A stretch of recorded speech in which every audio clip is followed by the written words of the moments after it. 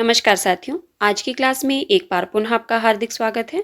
ये क्लास हिंदी से संबंधित सभी परीक्षाओं के लिए है। आज की क्लास में हम हिंदी साहित्य से संबंधित महत्वपूर्ण प्रश्नों पर चर्चा करेंगे। तो आइए हम आज की क्लास को शुरू करते हैं और हमारा आज का पहला प्रश्न है, रहीमदास की कौन सी रचना ज्योतिष ग्रंथ है? आपके पास ऑप्शंस में है मदनाष्टक, रहीम दोहावली, रहीम काव्य या खेट कोतुकम। तो इसका सही उत्तर क्या होगा? सभी लोग अपना उत्तर कमेंट बॉक्स में देते रहें। इससे पहले वाले प्रश्नों पर हमने पिछली क्लास में चर्चा कर ली है। जिन साथियों ने इससे पहले वाली क्लासेस को नहीं देखा है, अगर आप चाहे तो इस क्लास के बाद उस क्लास को देख लेना, ठीक है? तो बताइए इसका सही उत्तर क्या होगा? बिल्कुल सही। जिन साथियों ने ऑप्शन नंबर 4 बताया है उनका उत्तर सही है। रहीमदास जी की रचना खेट कोतुकम ज्योतिष ग्रंथ है, ठीक है। हमारा अगला प्रश्न है, संस्कृति के 4 अध्याय किसकी रचना है? आपके पास ऑप्शंस में है मुक्तिबोध, जयशंकर प्रसाद, रामधारी सिंह दिनकर या रामचंद्र शुक्ल। तो इसका सही उत्तर होगा बिल्कुल सही। जिन साथियों ने ऑप्शन नंबर 3 बताया है उनका उत्तर सही है। संस्कृति के 4 अध्याय रामधारी सिंह दिनकर जी की रचना है। आपने इस प्रश्न के साथ साथ एक बात और ध्यान रखनी है कि इस रचना पर रामधारी सिंह दिनकर जी को साहित्य अकादमी पुरस्कार भी दिया गया था, ठीक है। कई बार परीक्षा में प्रश्न पूछा जाता है कि संस्कृति के 4 अध्याय पर रामधारी सिंह दिनकर जी को कौन सा पुरस्कार दिया गया था। तो आपने याद रखना है कि साहित्य अकादमी पुरस्कार दिया गया था। कब दिया गया था? 1959 ईस्वी में, ठीक है। हमारा अगला प्रश्न है, खड़ी बोली का दूसरा नाम है।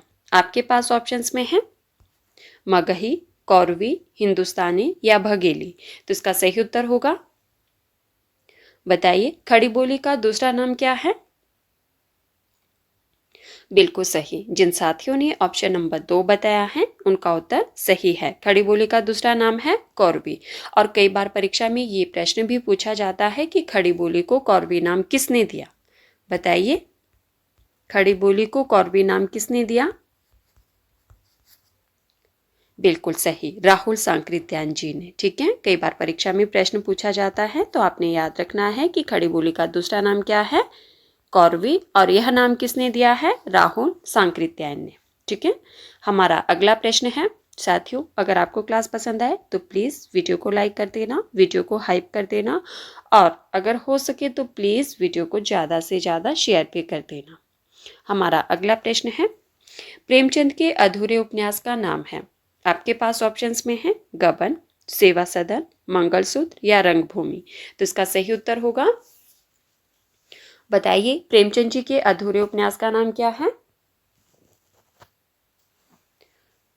बिल्कुल सही। जिन साथियों ने ऑप्शन नंबर 3 बताया है उनका उत्तर सही है। मंगलसूत्र प्रेमचंद जी का अधूरा उपन्यास माना जाता है। चलिए अब आप लोग मुझे ये बताइए कि जो प्रेमचंद जी का उपन्यास गबन है इसका प्रकाशन वर्ष क्या माना जाता है? क्योंकि आप जानते हैं कि प्रेमचंद जी के उपन्यास प्रकाशन काल की दृष्टि से भी प्रश्न पूछे जाते हैं इनके उपन्यासों से संबंधित, है ना। तो बताइए जो इनका उपन्यास गबन है उसका प्रकाशन वर्ष क्या माना जाता है? बिल्कुल सही, गबन इनका 1931 ईस्वी का उपन्यास है, ठीक है। और सेवा सदन 1918 ईस्वी का उपन्यास है, ठीक है। और रंगभूमि 1925 ईस्वी का उपन्यास है। और मंगलसूत्र प्रेमचंद जी का अधूरा उपन्यास माना जाता है। इसे किसने पूरा किया था? इनके बेटे अमृत राय ने पूरा किया था, ठीक है। हमारा अगला प्रश्न है, बंग महिला के नाम से कौन प्रसिद्ध है? आपके पास ऑप्शंस में है सुभद्रा कुमारी चौहान, राजेंद्र बाला घोष, महादेवी वर्मा या इनमें से कोई नहीं। तो इसका सही उत्तर होगा, बंग महिला के नाम से कौन प्रसिद्ध है? बिल्कुल सही। जिन साथियों ने ऑप्शन नंबर 2 बताया है उनका उत्तर सही है। राजेंद्र बाला घोष बंग महिला के नाम से प्रसिद्ध है और यह हिंदी की प्रथम कहानी लेखिका मानी जाती हैं। कई बार परीक्षा में ये प्रश्न भी पूछा जाता है कि हिंदी की प्रथम कहानी लेखिका कौन मानी जाती है? राजेंद्र बाला घोष, जो कि बंग महिला के नाम से प्रसिद्ध है। और इनकी प्रसिद्ध रचनाएं जो कि बार बार परीक्षा में पूछी जाती है, कौन कौन सी है इनकी प्रसिद्ध रचनाएं? एक है इनकी दुलाई वाली, ठीक है। और एक है इनकी, एक रचना इनकी बार बार और भी पूछी जाती है, हाँ, चंद्रदेव से मेरी बातें। ये दो रचनाएं जो है इनकी बार बार परीक्षाएं में पूछी जाती है, तो आपने याद रखना है। ठीक है, हमारा अगला प्रश्न है, प्रगतिशील लेखक संघ का प्रथम अधिवेशन कहाँ हुआ था? प्रश्न को ध्यान से सुनिए। प्रश्न पूछा गया है कि प्रगतिशील लेखक संघ का प्रथम अधिवेशन कहाँ हुआ था। आपके पास ऑप्शंस में है दिल्ली, कानपुर, लखनऊ या मुंबई। तो इसका सही उत्तर होगा बिल्कुल सही। जिन साथियों ने ऑप्शन नंबर 3 बताया है उनका उत्तर सही है। प्रगतिशील लेखक संघ का प्रथम अधिवेशन लखनऊ में हुआ था। कब हुआ था? 1936 ईस्वी में। और कई बार ये प्रश्न भी पूछा जाता है कि किसकी अध्यक्षता में हुआ था, बताइए।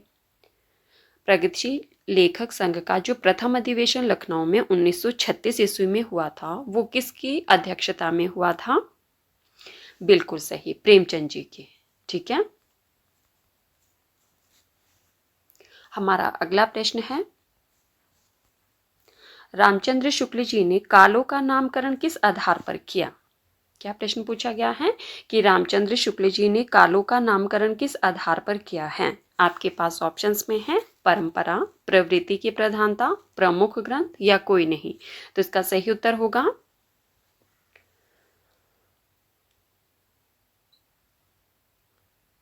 बिल्कुल सही। जिन साथियों ने ऑप्शन नंबर 2 बताया है उनका उत्तर सही है। रामचंद्र शुक्ल जी ने कालों का नामकरण किस आधार पर किया है? प्रवृत्ति की प्रधानता पर। ठीक है, हमारा अगला प्रश्न है, साथियों अगर किसी भी प्रश्न पर डाउट हो तो प्लीज मुझे कमेंट करके बताना। ठीक है, ताकि हम भी सुधार कर सके उस प्रश्न पर। हमारा अगला प्रश्न है, महादेवी वर्मा का संस्मरण गिल्लू किस संकलन में है? आपके पास ऑप्शंस में है स्मृति की रेखाएं, अतीत के चलचित्र, मेरा परिवार या पथ के साथी। तो बताइए इसका सही उत्तर क्या होगा?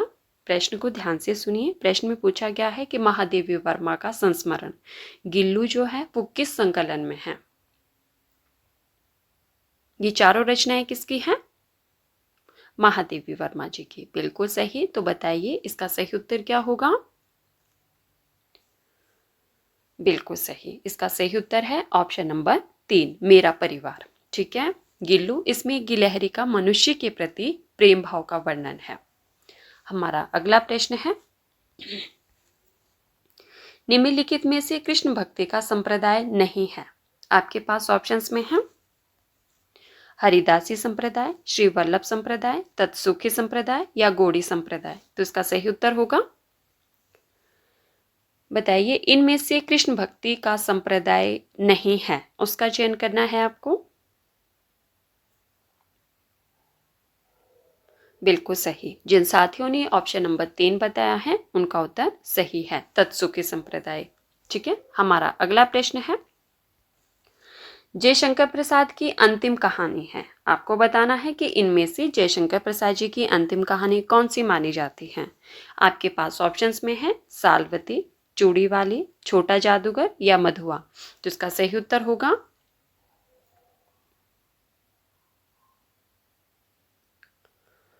बिल्कुल सही। जिन साथियों ने ऑप्शन नंबर 1 बताया है उनका उत्तर सही है, सालवती जयशंकर प्रसाद जी की अंतिम कहानी मानी जाती है 1936 ईस्वी की। ठीक है, हमारा अगला प्रश्न है, स्वामी दयानंद सरस्वती ने इनमें से किसकी स्थापना की? आपके पास ऑप्शंस में है ब्रह्म समाज, रामकृष्ण मिशन, प्रार्थना समाज या आर्य समाज। तो इसका सही उत्तर होगा स्वामी दयानंद सरस्वती जी ने इनमें से किसकी स्थापना की है?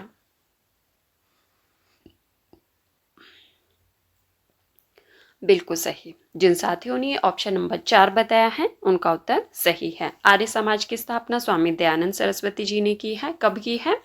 1875 ईस्वी में, मुंबई में। ठीक है, चलिए अब आप लोग मुझे ये बताइए कि ब्रह्म समाज की स्थापना किसने की है? कई बार परीक्षा में प्रश्न पूछा जाता है। बताइए ब्रह्म समाज की स्थापना किसने की है?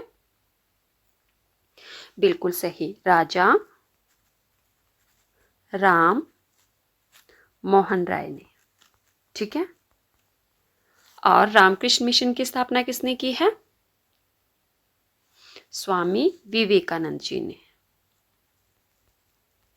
स्वामी विवेकानंद ने। ठीक है। और प्रार्थना समाज की स्थापना किसने की है?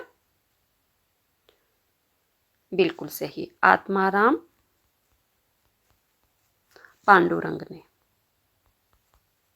कई बार परीक्षा में प्रश्न पूछा जाता है साथियों, तो आपने ध्यान रखना है कि ब्रह्म समाज की स्थापना किसने की है? राजा राम मोहन राय ने। ठीक है। और रामकृष्ण मिशन की स्थापना की है स्वामी विवेकानंद ने। और प्रार्थना समाज की स्थापना की है आत्माराम पांडुरंग ने। ठीक है। और आर्य समाज की स्थापना की है स्वामी दयानंद सरस्वती जी ने। तो हमारा सही उत्तर है ऑप्शन नंबर 4।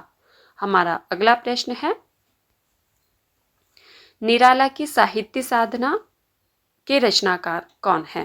आपके पास ऑप्शंस में है रामविलास शर्मा, रामकुमार वर्मा, सूर्यकांत त्रिपाठी निराला या महावीर प्रसाद द्विवेदी। तो इसका सही उत्तर होगा निराला की साहित्य साधना के रचनाकार कौन है?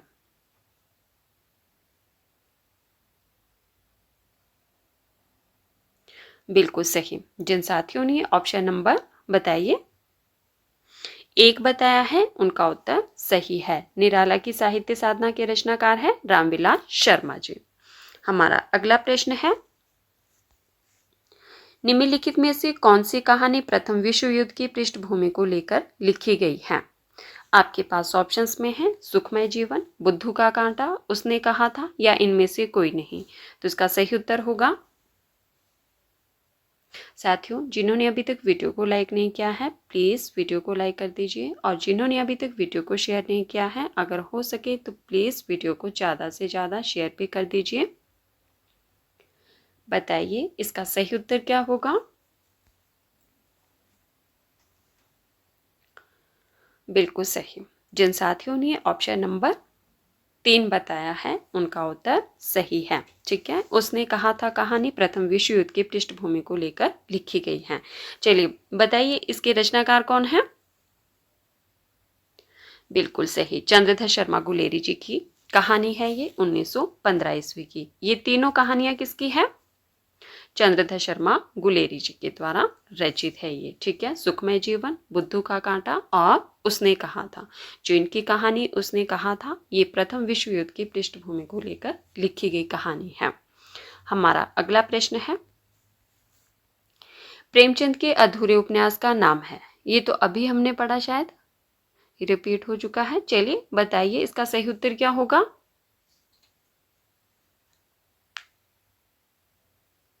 बिल्कुल सही। क्या है? मंगलसूत्र। प्रेमचंद जी के अधूरे उपन्यास का नाम है। हमारा अगला प्रश्न है, बुद्धचरित के रचनाकार हैं। आपके पास ऑप्शंस में है भास, कालिदास, अश्वघोष या पतंजलि। तो इसका सही उत्तर होगा बुद्धचरित के रचनाकार कौन है? बिल्कुल सही। जिन साथियों ने ऑप्शन नंबर 3 बताया है उनका उत्तर सही है, अश्वघोष। ठीक है। बुद्धचरित के रचनाकार कौन है? अश्वघोष है, और यह संस्कृत का महाकाव्य है। इस बात का भी ध्यान रखना है आपको। ठीक है। तो साथियों ये थे हमारे आज के कुछ महत्वपूर्ण प्रश्न जिन पर हमने चर्चा की। अगर आपको क्लास पसंद आए तो प्लीज़ वीडियो को लाइक कर देना और वीडियो को ज़्यादा से ज़्यादा शेयर भी कर देना, ताकि हमारे साथियों की संख्या जो है वो दिन प्रतिदिन बढ़ती जाए। अगर हमारे साथियों की संख्या दिन प्रतिदिन बढ़ती गई तो हम हर रोज़ आपके लिए एक क्लास लाया करेंगे। ठीक है। धन्यवाद। मिलते हैं अगली क्लास में।